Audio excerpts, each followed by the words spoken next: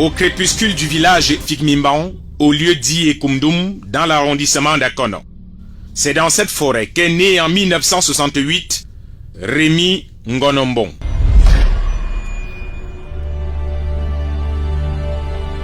Les chants d'oiseaux, à la mélodie toujours triste, traduisent l'aspect lugubre de cet taudis, patrimoine familial, coincé et écroué par le poids de la vieillesse, vétusté des cailloux sur terre qui ne veulent plus soutenir ces maisons aux positions acrobatiques. Pour y entrer parfois, il faut adopter la morphologie de l'Homo erectus qui nous rappelle l'époque de l'âge de la pierre taillée.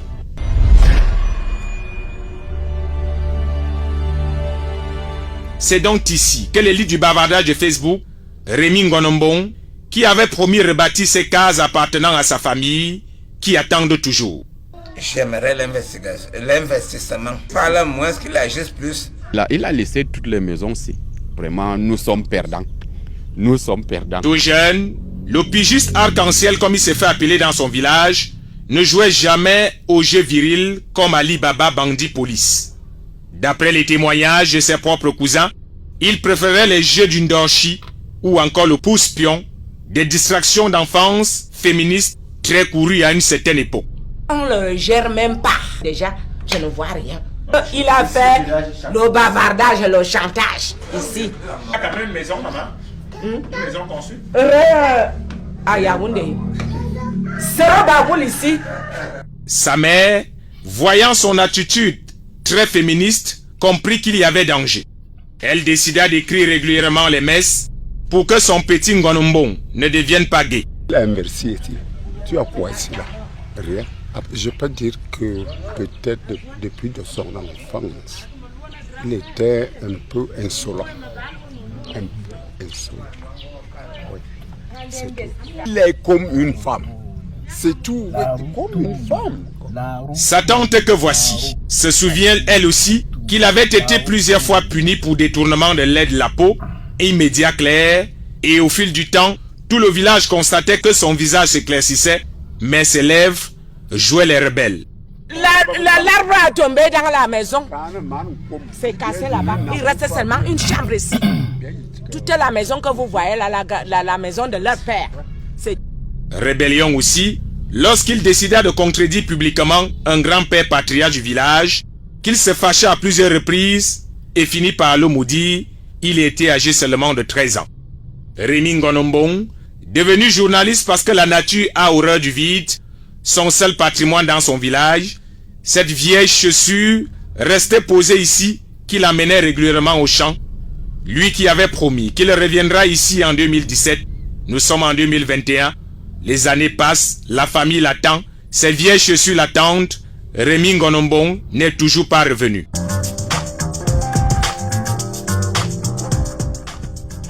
Tout petit, certains de ses frères que nous avons rencontrés redoutaient déjà pour lui un destin à la Bruce Jenner, ce champion olympique devenu Kathleen Jenner par la force de la technologie.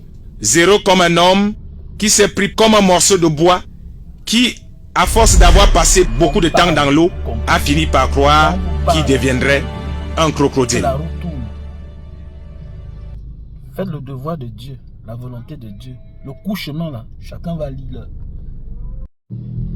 On va beau avoir pitié d'une personne, mais n'oublions pas que ce qui t'arrive aujourd'hui ne t'innocente pas de ton passé. Ça ne fait pas de toi quelqu'un de saint. Parce que hier, on t'a utilisé pour broyer les autres. Aujourd'hui, la même personne te broye. C'est comme ça la vie. Il t'humilie même. C'est-à-dire qu'on n'attend même pas que tu rentres pour être éloquent. On n'est même pas reconnaissant envers toi pour le sale boulot que tu as fait hier. On t'humilie. On ne respecte même pas les règles de l'art avec toi.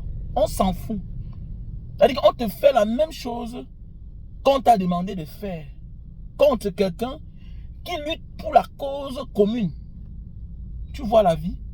Donc, parfois là, on a pitié d'une personne. Mais, ça ne l'innocente pas de ses fautes du passé. Faisons beaucoup attention.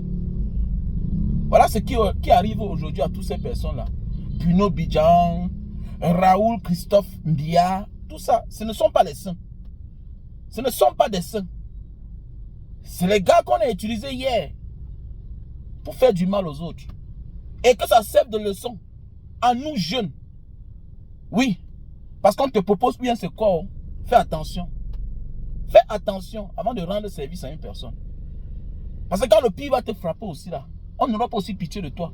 Pendant que les naïfs, ceux qui ne connaissent pas l'histoire, seront là à avoir pitié de toi, le moment de la vengeance va commencer. C'est ça le problème. La vengeance va commencer. On nous utilise aujourd'hui pour faire du mal aux autres. Mais demain, quand les mêmes qui nous ont utilisés hier vont nous broyer, certains auront pitié de vous. Mais ce n'est pas tout le monde. Hein? Parce que ce sera le temps pour vous de rendre aussi compte du mal que vous avez causé aux uns et aux autres. Ah oui. Donc pour vous qui ne connaissez pas Raoul Christophe Biya, n'oubliez pas que lui là hier a fait du mal aux autres. Ils sont allés déterrer les morts dans les villages des autres. Ce qu'on ne fait même pas, ils ont fait. Ah oui. Alors que ce n'est pas eux qu'on combat. On combat un système qui broie tout un peuple, qui prend tout à un peuple et ne les offre rien en retour. Voilà votre sort. C'est ce qui arrive aux personnes qui pensent à leur ventre seul, qui pensent qu'ils sont en sécurité. Pour dire, personne n'est en sécurité, personne n'a sa place là. Voilà toute une équipe. Tous sont en train de partir, en commençant par le patron qui est en Kondengé. Voilà Bruno Bidjan. Voilà Raoul Christophe Biya. Tout le monde, on ne sait pas ce qui arrive.